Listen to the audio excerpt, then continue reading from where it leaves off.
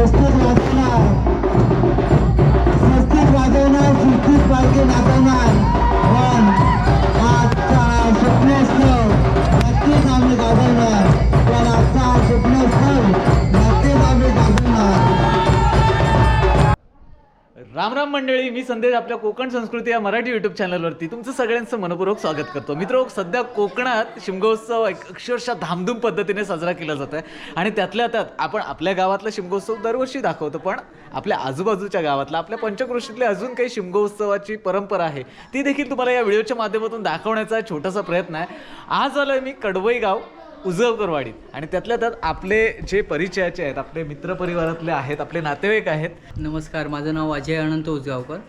तर अजयने आपल्याला आज या ठिकाणी निमंत्रित केलं आहे. खरं तर आज पालखी तुमच्या घरी हो, येते. आमच्या घरी येते, आमच्या वाडीमध्ये येते. आणि रात्रभर पालखी नाचवण्याचा देखील कार्यक्रम हो. असतो. म्हणजे कोकणी माणूस म्हटला ना की आपल्या ग्रामदैवताची पालखी नांगा खांद्यावर हो, खेळवतो. खूप घरी आल्याच्या नंतर जो आनंद उत्साह असतो तो या ठिकाणी आपण उजगावकरवाडीमध्ये स्पेशली पाहायला आलो आहोत.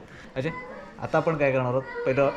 तर पहिल्यांदा आपण जेवण वगैरे करून ओके, नंतर मग आपण पालखी येणार, बरं, त्यामुळे तिकडे आपल्याला जायचंय. बरोबर. आता म्हणजे इकडची काय सिस्टम आहे या उजगावकरवाडीमध्ये ना, एकदम रात्रभर मुलं म्हणतात पालखी नाचवण्याचं प्रॅक्टिस करत होते, सराव करत होते.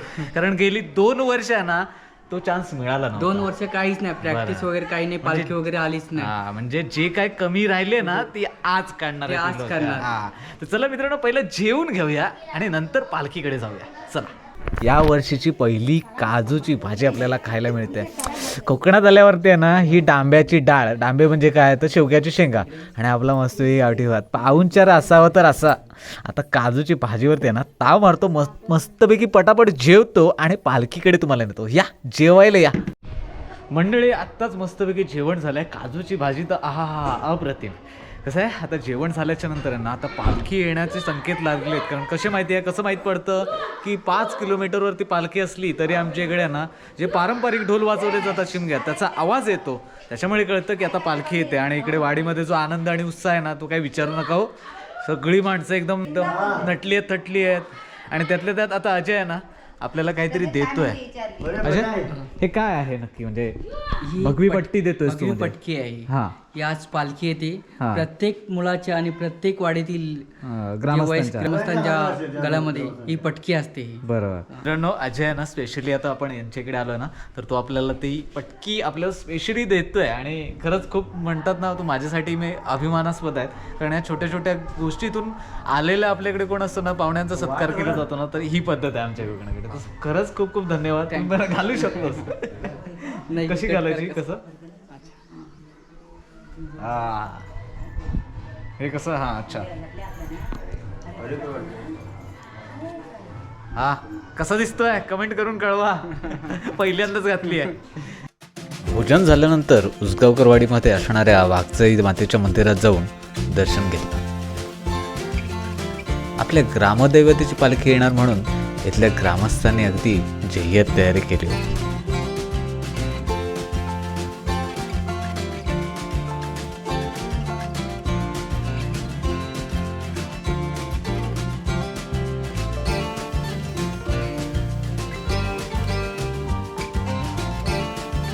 दर्शन झाल्यानंतर कडवई गावच्या शिमगा उत्सव परंपरा आणि पालखी आगमनाबद्दल गावकर व वाडी प्रमुख यांच्याकडून माहिती करून घेतली. पालखी आल्याच्या नंतर पहिले विजय बारकाव जवळ यांच्याकडे मानाची पूजा होते. मानाची पूजा झाली त्यानंतर देवळामध्ये येऊन मानाची पूजा होते. त्याच्यानंतर अखंड वाडीमध्ये पूजा सरसकट होते. पूजा झाल्याच्या नंतर संध्याकाळी शिपण्याला सुरुवात होते आणि मोठा शिमग्यासारखा उत्सव होतो. या ठिकाणी आज म्हणजे शिमगा उत्सव साजरा 17 तारखेला सुरू झाला. 18ला 17-18 शिमगे झाले. त्यानंतर आमच्या कडवई गावची पालखी शिंद्यामिरीमध्ये पालखी भेटायला जाते चंडिकेला. आणि तिथून भेटल्यानंतर चिंजलकर वाडीमध्ये वस्ती होते. अजून एक वस्ती होते ती म्हणजे धुलपवाडीमध्ये. ती वस्ती झाल्यानंतर उजगावकर वाडीमध्ये येते. तर उजगावकर वाडीमध्ये येताना तिथून पालखी खाली आली तिथे मानावर जाते. विजय बारका उजगावकर इथं पुन्हा वाडीचा मानाची पूजा होते भावकीची. ती पूजा झाल्यानंतर देवळामध्ये येते. देवळामध्ये इथं कडवई गावच्या देवीची वाघजाई देवीची पूजा होते, म्हणजे प्रत्येक घरपट पूजा होते. घरपट पूजा झाल्यानंतर आणि एक शरणी होते, देवीला उचललं जाते आणि शरणी केली जाते, म्हणजे नारळाची शरणी केली जाते. ती शरणी केल्यानंतर पुन्हा इथे या पटांगणामध्ये मंदिराच्या समोर जिथे रांगोळी येते त्या रांगोळीच्या ठिकाणी येते आणि पालखी थांबते. नंतर रात्री शिपण्याला उठते. तर शिपण्याला उठल्यानंतर खूप लोक जवळजवळ हजाराच्या संख्येने लोक उपस्थिती असतात. एक ढोल ताशा पथक, वाजिंत्री, पालखी नाचणारे पथक अशी वेगवेगळ्या प्रकारचे वेगवेगळ्या गावातून येत असतात आणि खूप मोठ्या आनंदी उत्साहाने साजरा होतो अख्ख्या रात्रभर. म्हणजे रात्री साधारणपणे 11:30ला पालखी शिंपण्याला उठली तर साधारणपणे सकाळी 8 वाजतात अशा प्रकारचं रात्रीचं शिपणं असतं. त्यामध्ये अगदी म्हणजे महिला पुरुष सगळ्यांमध्ये लहानाथोरामध्ये एवढा मोठा असा गुलाल उधळून एकदम शिपणं साजरा करतात. अशी आजची गेली अनेक वर्षाची या कडवई गावची परंपरा आहे. या गावामध्ये 22 वस्त्या होतात. त्या 22 वस्त्या अशाच प्रकारे प्रत्येक वाडीमध्ये प्रत्येक कोंडामध्ये वस्ती होते आणि असा या देवीचा आई वरदान देवीचा असा महिमा आहे. आणि अशा प्रकारची पालखी होते आणि त्यानंतर मग पालखी मंदिरामध्ये जाते, असा हिचा इतिहास आहे. आपल्या घरी पालखी येणार म्हणून उसगावकरवाडीतला प्रत्येक माणूस अगदी उत्साहाने भरून गेला होता. आणि शेवटी तो क्षण आलाच, पालखी आगमनाचा.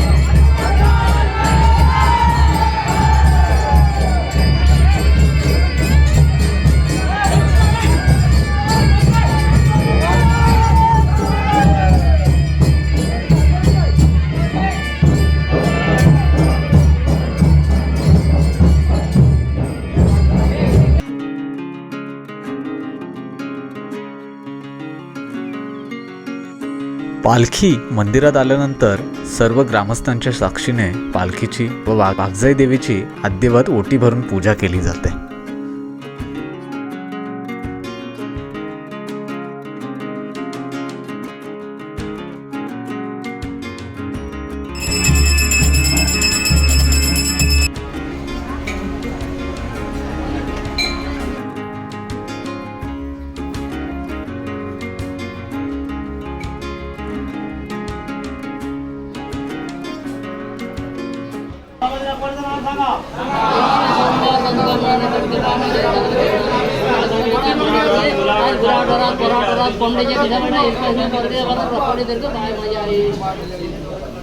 हे मानाचं फुल आहे, जसा देवीचा मान तसा गावाचा मान हा आम्ही समजतो. बाकी मला काय माहिती नाही, बाकी कोल्हापूर काय ते मला माहिती नाही, पण आमची परंपरा आहे. या मानामध्ये काय मान आहे आणि शान आहे हे आम्हाला माहिती आहे. या वाडीची विशेष परंपरा म्हणजे पालखीबरोबर आलेल्या कळवई गावातील सर्व गावकऱ्यांचे मानकऱ्यांचे श्रीफळ व गुलाबाचं फूल देऊन सन्मान केला जातो.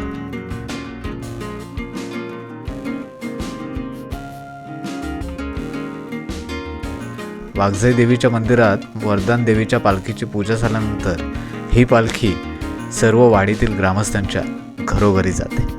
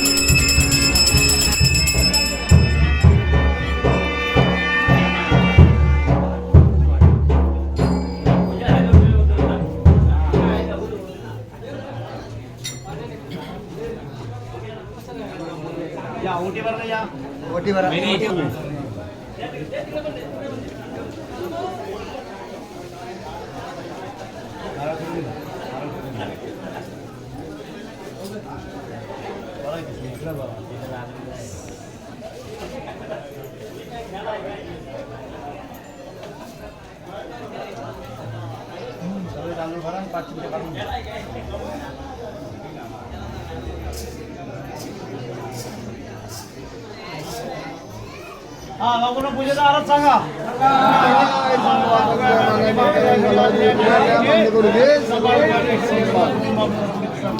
सालामध्ये दाखवायचं नाम सांगा.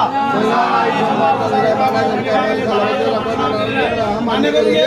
धंद्या रोजगार देशावर एकंदर कुटुंब वेगळं पाडा सर्व गोष्टी स्वीकार सांभाळ. सालाबाची ओटी भरले सांगा. मान्य करून घे. एकंदर कुटुंब लेकरं बाळा इथपासून परदेशापर्यंत सुखानं सांभाळ आणि यशाचा आवडत एक बाय म्हणजे सांभाळ.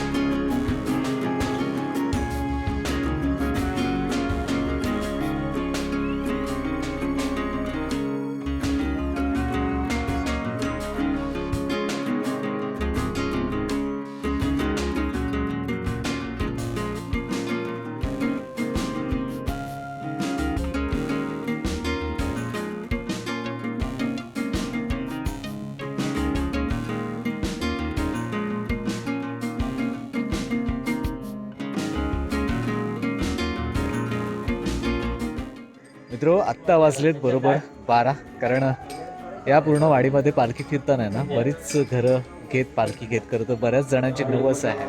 काही जणांचे नवस फेडले जातात तर काही जणांचे नव्याने बोलले जातात. सगळ्यांच्या इच्छा पूर्ती करत खरं तर ग्रामदेवतेची पालखी आता ना परत एकदा जे उसगावकरवाडीचं जे मैदान आहे त्या ठिकाणी नाचायला येणार आहे. तर तिथे आपण आता पालखी नृत्य बघणार आहोत. खरं तर पालखी नृत्य गावोगावी वेगवेगळ्या पद्धतीने पालखी नाचवली जाते. कोकणात तुम्ही जसं तालुका बदलेल किंवा गावं बदलतात ना तसं पालखी नाचवण्याची पद्धत देखील बदलते.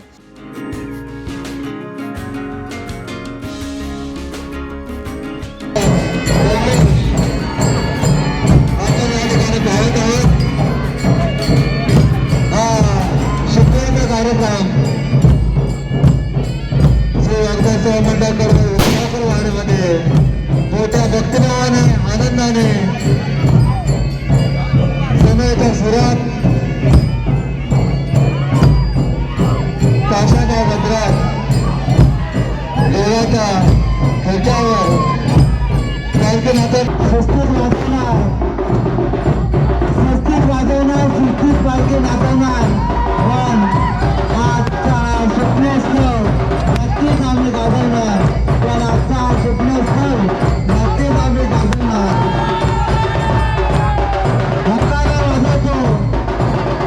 हक्काने वाजवतो वर्धनदेवची पालखी जोमाने आम्ही नाचवतो.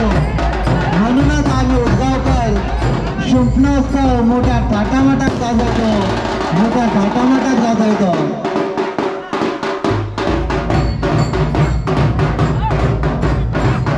2 दिवसाची सुट्टी 2 दिवसाची सुट्टी जास्त टाका पण उसगावकर वाडीच्या सुटण्याला तुम्ही अवश्य येता. तुम्ही अवश्य येता. तुम्ही अवश्य येता. पालखी स्वतःच्या खांद्यावर घ्यायचं स्वर्ग सुख म्हणजे कोकणाचे स्वप्नस्थळ आणि ते स्वप्नस्थळ मोठ्या थाटामाटात आपल्या उसगावकर वाडीमध्ये जयेश आणि सोबत होळीच्या अग्नीमध्ये निराशा आनंद दानवे यांचे लहान वय तो रंगून न्हाऊन वाहत असतो.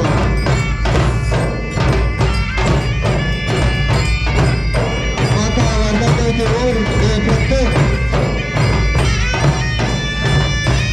चाकरमान्यांना प्रवासाला लागलेले असते.